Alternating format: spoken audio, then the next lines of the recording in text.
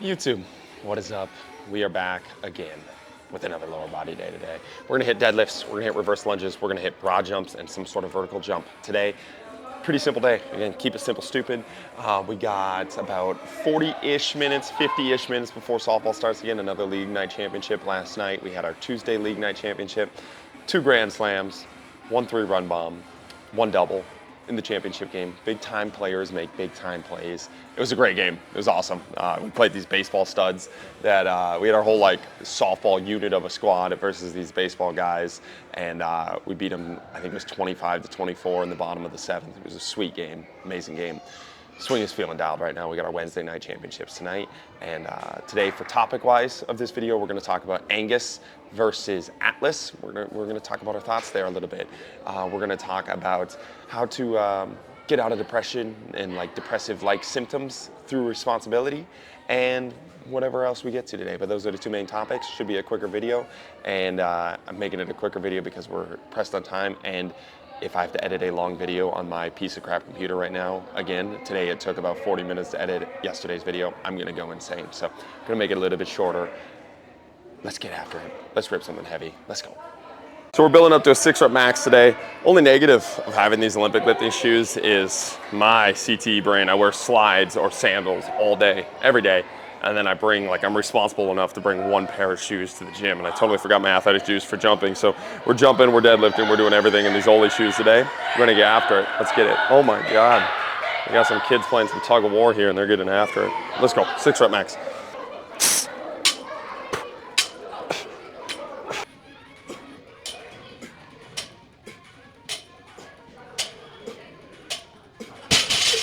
I think I did the thing where I took off my mic for jumping like I did yesterday and then talked to you guys before that last set, and then I was talking to nobody because my mic's not on me and it was way over there. So I was talking about how the Olympic lifts, or these Olympic lifting shoes, I've seen Will and them guys jumping in them. I don't know how they do it. It fucking hurts my feet more than it hurts barefoot. I was like smacking my foot on the ground. I think it was because I thought I was putting more force into the ground because I thought I had some cushion in there, but the front of that sole is kind of brutal. But they make me feel tall. They look fucking sweet, so we're gonna keep ripping them here. But I gotta remember to bring in other shoes. Dumb. All right, 1 more set of 6, and then we'll cover what my thoughts on Angus versus Atlas are. So if that's all you're here for, skip to the next set. Let's go.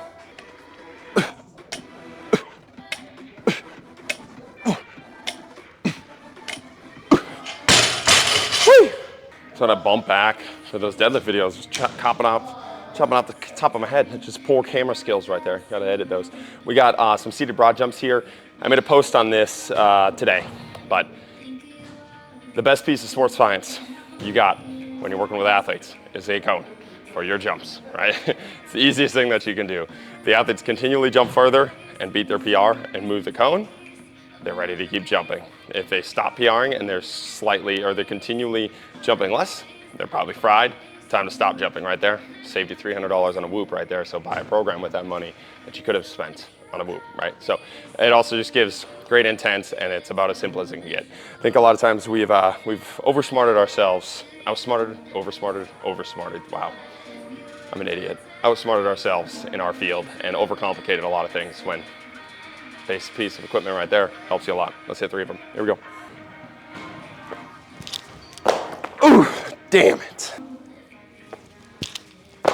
Oh, little PR, let's go. Almost forgot the hookup, the iPhone tripod over here. We're double cameraing it. I'm gonna do a little bit more of a day in the life of becoming a pro softball player. I want to get better at the like quick talk over videos. Max Schwarzo doing it on the pro basketball thing kind of inspired me a little bit there, but it's a skill set I want to get better at. So we're gonna record all of our lifts on the iPhone as well and kind of piece together some videos from there. Let's get it. Ooh. Ooh. Then we got, I put away the hoop because I didn't trust myself to not dunk for like 40 minutes if I brought out the hoop. So our little vertical jump variation today is just a little intro to parkour, the simplest way that you can do parkour. Just a little depth drop into a 180, land back on. You get some of those feminine qualities of the jump. Hit the land back on something, stick it with that 180. They feel money. We had our athletes do them this morning and push the height on them a little bit, but our setup to push the height has to be on the field, and the field's taken. So we're just gonna stick with these. They feel good. Last set of them, let's go. See, I want to stick that up there. Let's go. Nice. I think a lot of times with the rotational stuff, making your athletes, I was itching my butt there, I probably shouldn't have that on camera. A lot of times with rotational stuff when you're doing parkour, make sure they're rotating over both shoulders. You'll see athletes, they really tend to be dominant over one shoulder. And as you push the height with the rotational stuff, they'll just continually pick that one. But if it's more of a precision, or especially in the warm-ups, just make them go rotationals over both shoulders. So I rotate to the left, I rotate to the right. Today we had 5 sets of 3, or 5 sets of 4, sorry, 2 each way over both shoulders of these. And then as we got closer to our 5th set and we were bumping the height up just a little bit more, then we stuck with the shoulder that we were more dominant in so we could stick it a little bit better. But let's go. It's too much. Rotated first. On these, I made my athletes land straight, then rotate after. So you have to find yourself in the air rather than I cheated rotated there. So we're gonna hit one more set. There we go.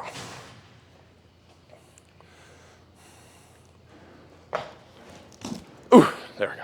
All right, let's get back to deadlifting. Here we go. So before our next set on the deadlifts here, we're gonna cover the Angus Atlas beef right now. It was one of the, I've been getting Q&As about it left and right, DMs about it left and right. And honestly, I think it's a good thing. I really do think it's a good thing to have some rivals in the field. It pushes us all, makes us want to create content. It gives us a reason, gives us an adversary. It's the same thing as on the field, right, in sports. I think so many people are just like, oh, we gotta move the field forward, we gotta move the field forward. And all of those people, all they do is just create echo chambers of thoughts, and they look at somebody like Angus and Atlas who are trolling each other and coming at each other, and like, it's all bullshit, you're just wasting your time, you're making the field look like a joke. It's like, no, it's how every field, every high level of competition works. You have 2 really, really smart people, 2 really, really skilled individuals in their individual like kind of constraints, either on the field or in a field.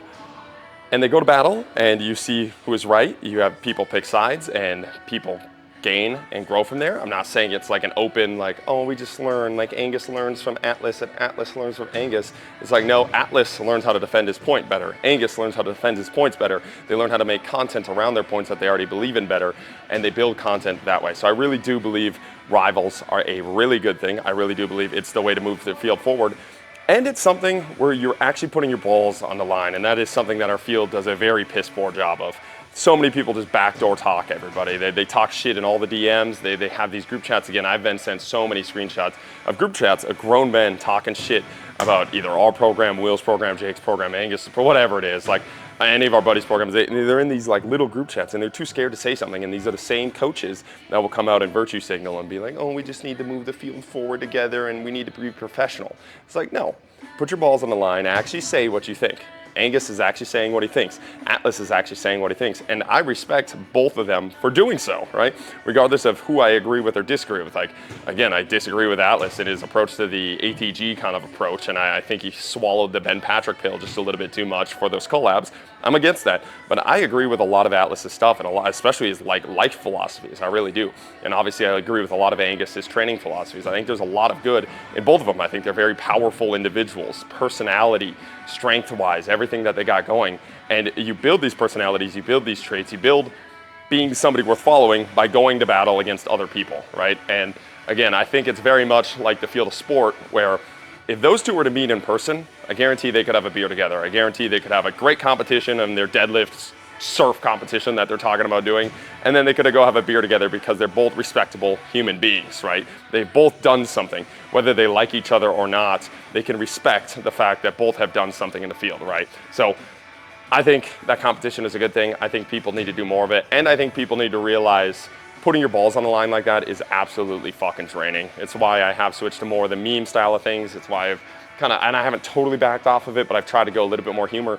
Because coming at training philosophies when you disagree with them and having to deal with the comments and the DMs and the people saying you do absolutely nothing and you're a worthless piece of shit all day, every day, and this is on both sides. I've seen people come at Atlas, I've seen people come at Angus, and just streams and streams of comment. It's fucking draining, and it's really hard to do, and it's really hard to keep up with. And it's something that is absolutely respectable for me to watch and see these guys actually continually to go at each other and continually battle each other and get their ideas out there rather than letting that, and again, I've fallen into it where I've let the comments section just, I'm like, it's not worth it for me. I need a little bit more peace right now in my life. It's fucking too draining for me, right? But that doesn't mean never speak up. right? And I think when you do have something that you disagree with, do have a person you disagree with, go actually disagree with them. Go actually battle with them. It doesn't mean you hate them as a person. It doesn't mean you have ill wish on them as a person. It just means you disagree with their training philosophies or their business philosophies or whatever it is. You could even dislike them, but disliking somebody and like wishing harm on them are two very different things. And I think we get that confused in our field. So I respect them both for doing what they're doing. I think we need more of it in our field. I think it makes us better as a field. And I think it's very similar to the sports that we train our athletes for. We talk about all this mental toughness for our athletes, and then us as coaches are not mentally tough at all. So I think it's something worth looking at, something respectable. Let's get after this.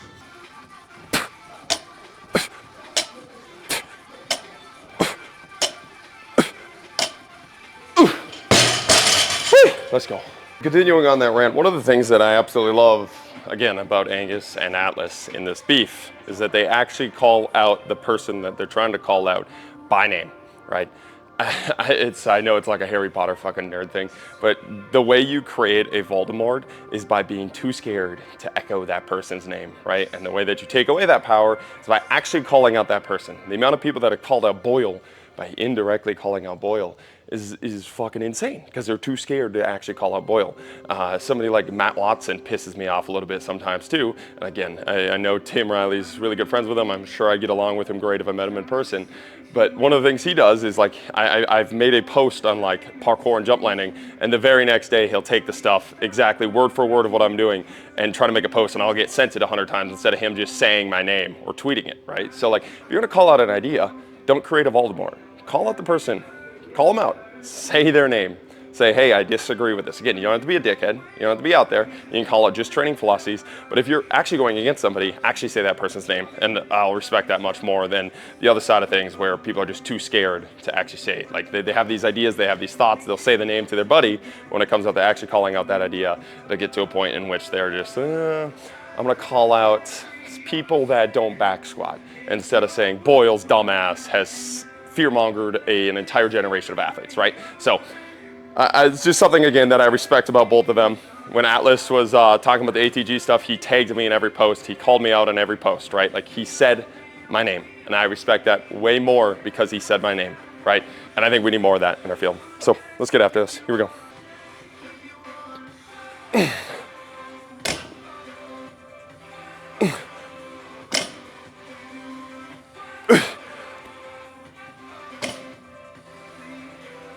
Come on. Come on, one more.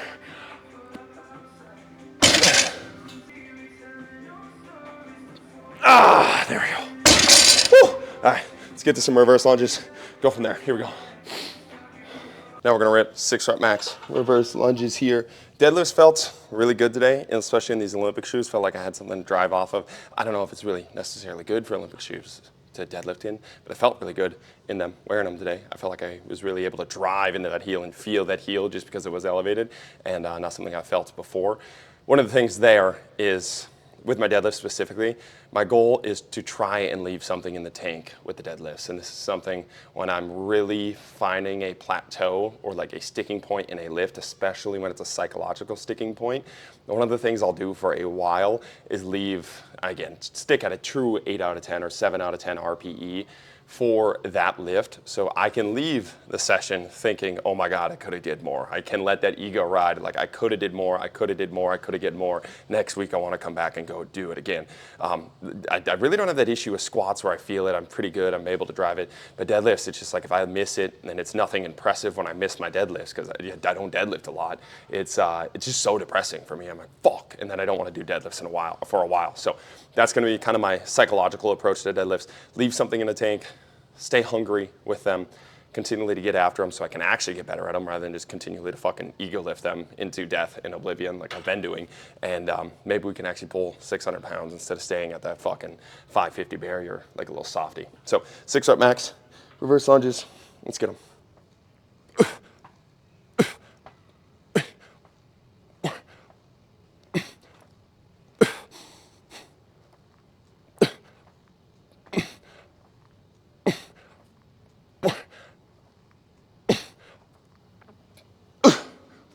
We We got about 10 minutes before softball starts here. I'm really liking these kind of microdosed workout days. Still trying to piece together the perfect plan for myself. I think tomorrow the back's going to be a little bit too fried. Even I was feeling the back even from the snatches yesterday. It's just that pulling action just really like compresses everything. And so snatches into deadlifts, I was feeling even on the deadlifts right away, the back a little bit compressed. So tomorrow will probably be just a strictly upper body day with some probably shoulder mobility for the snatches, maybe even some overhead lunges or something like that added in tomorrow. And then the day after we'll hit cleans. And kind of rip the clean. So that's kind of the thought process there for the week. Feeling good about this little microdose. Keep it simple, stupid. Workout plan for this week. Maybe next week I want to spend 3 hours in the gym. You never know. But this week it's working. Let's get it.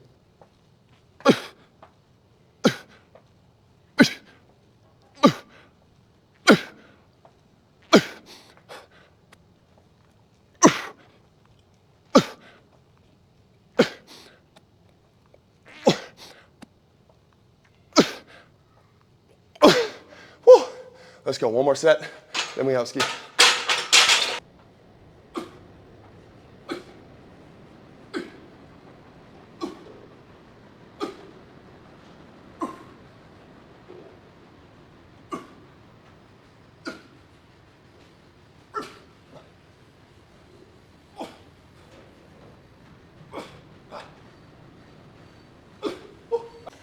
All right, I legitimately think I might have CTE. That was the third rant of the day, and plus one yesterday that I ranted for and left my mic on the ground. I'm not allowed to take off my mic anymore. Total L. Lunges went really well, felt good there. Tried to save some in the tank just so I wasn't totally gassed and could come back and get after it tomorrow. I'm not sure if my workout plan, I don't know when I took my mic off. I just realized I had my mic off like halfway through. I was like, God dang it, dude. So the workout plan tomorrow, we'll be doing upper body workout again, getting that back ready for a clean session in 2 days and kind of getting after it from there. The rant that I had though was probably it's a deeper rant, but a more important rant than anything I've talked about recently. And it just totally just threw it out the window. So I'm hoping that the mic picked up on it. And if it did, I'm just going to cut this and pretend this never happened. And I'll just edit the audio up. I had my mic decently close. It was on the bench next to my lunges, but I don't think I was talking very loud. There was a guy in the soccer thing that kept looking at the camera, and I was like, ooh, I don't really want him to hear this rant. It's kind of an out of context rant. But the other topic that I wanted to cover today, and it's something that I thought about on my spirit walk, and just something I was kind of going through today, in quotations. When I talk about this stuff, you guys have to realize I am okay.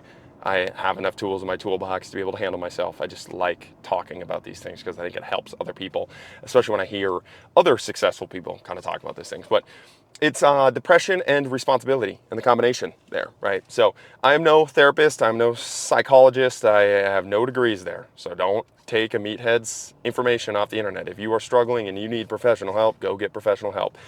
This is my own personal experience and things that have helped me and things that have helped people around me. And it's one of the things, today I woke up and it was one of those mornings where I woke up and I felt like I had no purpose on this earth. I felt worthless. It took every ounce of energy I had to get out of my bed. It took probably until 2 hours ago to feel an emotion for the first time of the day. The brain felt dead, everything felt dead. Just was a very numb, depressing, down day, right?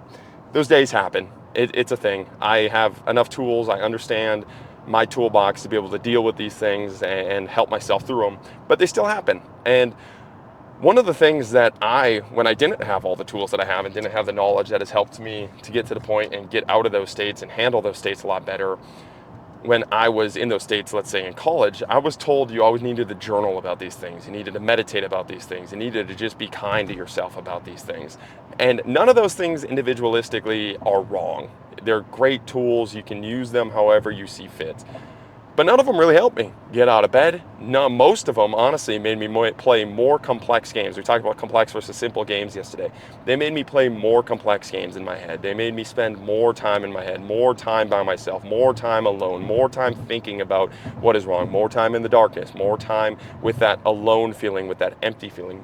And none of that was really helpful. None of that helped me get out of bed. Honestly, most of those things made me sit in bed and wallow in my own self-pity, I don't want to say self-pity as if it's a bad thing, but wallow in that like self-pain, wallow in that darkness longer. And the only thing that has really allowed me to I shouldn't say the only thing, but the best thing that has allowed me to get out of those things is responsibilities. Responsibilities to other people.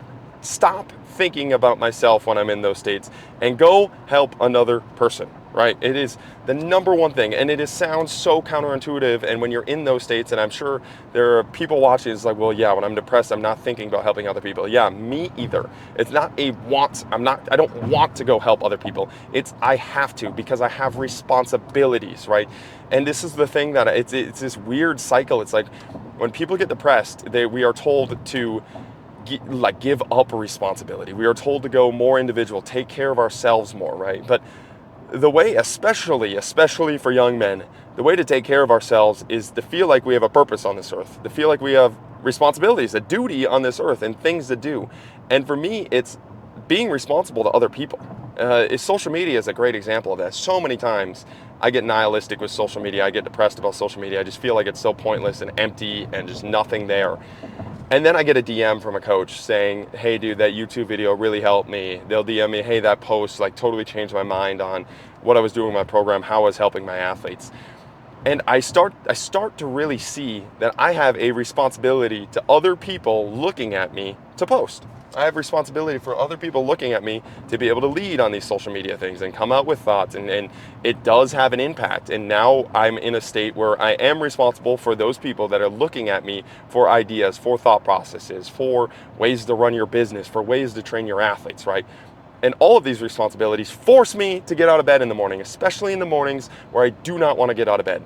In those mornings, it is not I'm going to get out of bed because I want to go help somebody, right? It's because I have to, especially with the gym. The gym is an amazing thing, and it's one of the main reasons that I keep the in-person gym, right? Obviously, the community is amazing. Everything is amazing there. I love it. But business-wise, it doesn't make sense to keep the gym. The overhead is stupid. The money that it brings in compared to the overhead is dumb. The online business, you're trading time for money in the in-person gym, all these things, right? But what the in-person gym does is forces me to get out of bed in the morning and go help people, right? Go be with people. Doesn't matter how empty I feel in the morning, I need to get myself out of that fucking funk and go coach, right? And it's just like when you don't want to work out. If you don't want to work out, the best way to go work out and to get yourself working out is to just start with a walk. It is not to go, I'm going to go rip a max bench press or a max squat or go do something I don't want to go do that day. It's just to start walking. Start walking, start moving. Maybe play a game of spike ball, maybe play a game of pickleball. You get moving, you get kindled up, you feel like you want to fly, you feel like you want to move, the juices are flowing. Like, okay, maybe let's go bench press. Okay, I'm bench pressing now, I'm lifting now. Okay, maybe let's go do some legs, right? And it's like a fire, it's momentum that you get. And the same thing psychologically is for me, right? I have to get out of bed to go coach in the morning because I have a responsibility to help these people, and it's a job. I have to get out of bed. I don't get a choice, right? There's no choice there. If I give myself that choice, I'm staying in bed 10 times out of 10. If I give myself the choice not to work out, I'm not working out, right? But if I just get out of bed and go to my coaching session, I start talking to people. I start having conversations. I start kindling that fire. And then it turns from things I have to do, and then I start doing things I want to do, and then I start to get a passion for things, and then I start to have energy. And by the end of the day, I turned a day that would have been if I had sat there meditating or sitting in the self-sorrow or napping it away or taking care of myself. If I had sat doing all of those things, I would have got nothing done that day, and I would have left that day emptier than I started it.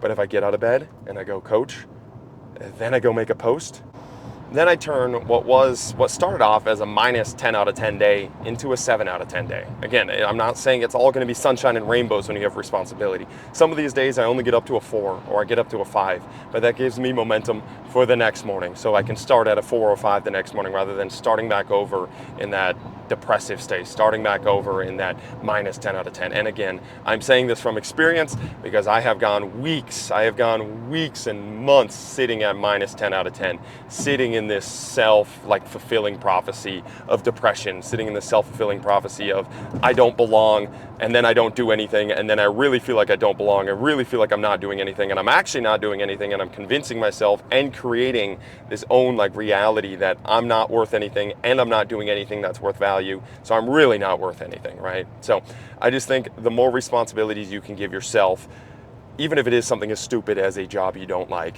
even if it is something as stupid as a sport you don't like, something that you're forced to show up for that day, I really think can give you a momentum to go do things that you do like, do things you do have a passion for. I really believe we are all artists. We were all given skill sets, whether it's to be an accountant, whether it's to actually paint something, whether it's to be a writer, whether it's to be a fucking influencer, fitness guy on Instagram, right? I think we all have talents, and I think these talents were meant to be shared with the world, and were meant to be shared with other people.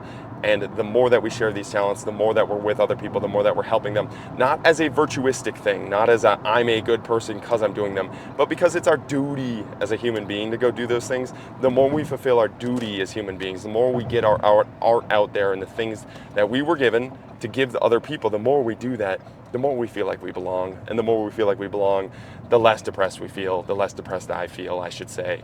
And yeah, I think it can help a lot of people. I have seen it help a lot of people.